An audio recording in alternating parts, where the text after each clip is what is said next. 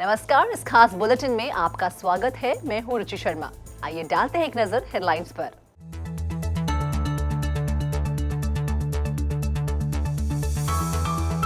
UK treasury ने stable coin regulate करने से लेकर एनएफटी जारी करने तक की योजना से उठाया पर्दा। बिटमेक्स ने बैंक एक्विजिशन की असफलता के बाद की अपने 75 कर्मचारियों की छटनी। क्रिप्टो करेंसीज ने किया मिला जुला ट्रेड, बिटकॉइन रहा $46,500 से ऊपर। South east Asia VC firm CX ventures ने $60 मिलियन पर बंद किया अपना टेक फंड। क्रिप्टो माइनर डिजी होस्ट बिटकॉइन डिविडेंड के रूप में पेमेंट की कर रहा है पेशकश। ECB ने कहा फिजिकल कैश जितना प्राइवेट नहीं होगा डिजिटल यूरो। इंटेल ने नई Blockscale bitcoin mining chip से उठाया पर्दा। ऑस्ट्रेलियन कन्वीनियंस स्टोर अपने 170 आउटलेट्स पर स्वीकार करेगा क्रिप्टो पेमेंट। यूके के चांसलर ऋषि सुनक ने यूके को क्रिप्टो फ्रेंडली टेक हब के रूप में जगह देने के लिए स्टेबल कॉइन को रेगुलेट करने और साथ ही एनएफटी जारी करने की योजना की रूपरेखा तैयार की है। ऐसे में ट्रेजरी ने एक प्रेस रिलीज में इस बारे में कहा है कि ये योजना स्टेबल कॉइन्स को पेमेंट के लिए वैध बनाएगी। इस तरह से सरकार का मानना है कि सही रेगुलेशन के साथ स्टेबल कॉइन कंज्यूमर को पेमेंट करने के लिए ज्यादा कुशल साधन प्रदान कर सकते हैं। इन सब के बीच चांसलर ने रॉयल मिंट से एनएफटी जारी करने को भी रिक्वेस्ट की है। क्रिप्टो एक्सचेंज बिटमेक्स ने जर्मन बैंक को अक्वायर करने के प्लान के सफल न होने के बाद दुनिया भर में मौजूद अपने लगभग 1/4 कर्मचारियों की छटनी कर दी है। बता दें कि 100x ग्रुप द्वारा ओन्ड इस कंपनी में लगभग 300 लोग काम करते हैं, जिसे अनुमान लगाया जा सकता है कि नौकरी से निकाले गए लोगों की संख्या 75 है। हालांकि कर्मचारियों को पिछले हफ्ते इस बड़े कदम के बारे में जानकारी दी गई थी।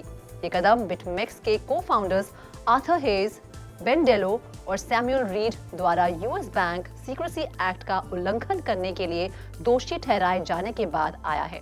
दरअसल हर एक ने दोषी पाए जाने के बाद $10 मिलियन क्रिमिनल फीस के रूप में देने पर सहमति जताई थी।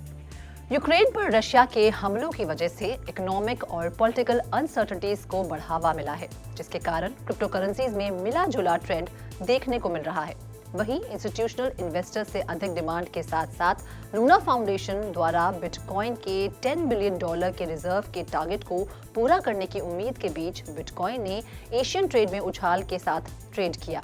इन सब के बीच बिटकॉइन ने पिछले 24 घंटों में लगभग 1.5% ऊपर बढ़ते हुए $46,600 पर ट्रेड किया। इथर को उसी समय के दौरान लगभग 1% की वृद्धि के साथ $3,500 पर देखा गया। ज्यादातर मेजर क्रिप्टोस को मिला जुला ट्रेड करते हुए देखा गया, जबकि क्रिप्टो एंथुसियास्ट और टेस्ला के CEO एलोन मस्क द्वारा ट्वीट में 9.2% हिस्सेदारी की खरीद के कारण डोज कॉइन ने लगभग 4% की बढ़त के साथ ट्रेड किया, जबकि इथेरियम किलर SOL को 3% नीचे आते हुए देखा गया।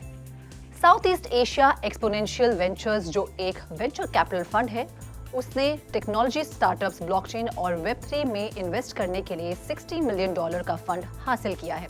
ऐसे में डॉक्टर सुपर चाय द्वारा स्थापित US based firm pre-seed, seed और सीरीज ए राउंड में $500,000 से $5 मिलियन तक की इन्वेस्टमेंट करने जा रहा है।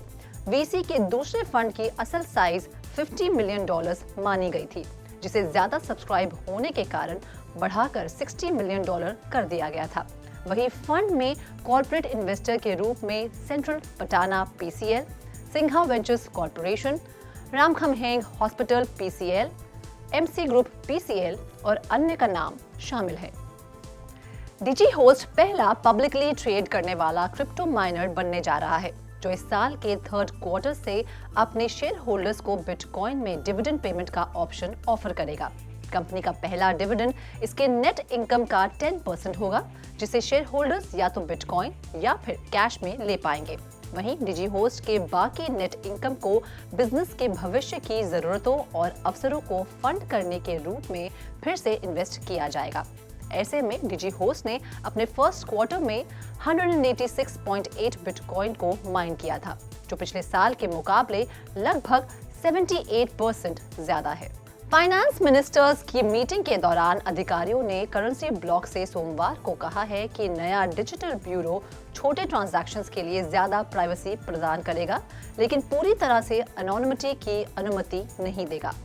अब तक कोई औपचारिक निर्णय नहीं लिया गया है, लेकिन यूरोपियन यूनियन इस बात पर ध्यान केंद्रित किए हुए है कि किस तरह से पेमेंट इनोवेशंस को एंटी मनी लॉन्ड्रिंग रूल से जोड़ा जा सके, जिसमें डिजिटल यूरो से लेकर प्राइवेट क्रिप्टो करेंसी जैसे बिटकॉइन भी शामिल हैं।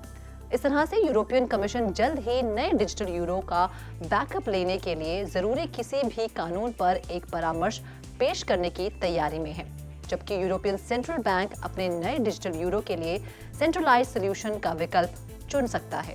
चिप जायंट इंटेल ने अपने second generation bitcoin mining chip को लॉन्च किया है, जिसका नाम इंटेल ब्लॉकसेल ASIC है।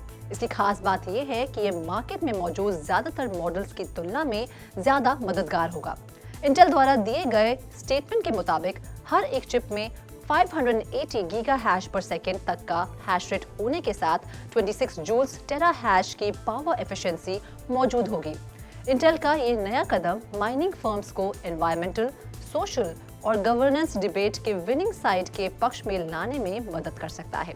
ऐसे में अब तक आर्गो, हाइव, ग्रिड और ब्लॉक इनकॉर्पोरेशन के अलावा कई माइनिंग फर्म्स चिप के लिए ऑर्डर दे चुके हैं। ऑस्ट्रेलियन कन्वीनियंस स्टोर और gas station giant company on the run जल्द ही साउथ ऑस्ट्रेलिया और विक्टोरिया में मौजूद अपने 170 आउटलेट्स पर क्रिप्टो पेमेंट्स लेना शुरू करने वाली है। इस कदम की मदद से कस्टमर्स गैस, स्नैक्स और अन्य चीजों के लिए 30 से ज्यादा क्रिप्टो करेंसीज में पेमेंट कर पाएंगे। OTR की मूल कंपनी पेरेग्रिम कॉर्पोरेशन, जो साउथ ऑस्ट्रेलिया की सबसे बड़ी प्राइवेटली ओन्ड कंपनियों में से एक है, वे अपने सबवे, पोर्टो और स्मोक मार्ट स्टोर्स पर भी क्रिप्टो में पेमेंट को स्वीकार करेगी। इस तरह से जुलाई के महीने में सिस्टम को अंतिम रूप देने के बाद ये इन स्टोर क्रिप्टो पेमेंट स्वीकार करने वाला देश का सबसे बड़ा बिजनेस बन जाएगा। इस खास बुलेटिन में फिलहाल इतना ही। क्रिप्टो टीवी को लाइक, शेयर और सब्सक्राइब करना ना भूलें। Have a great day.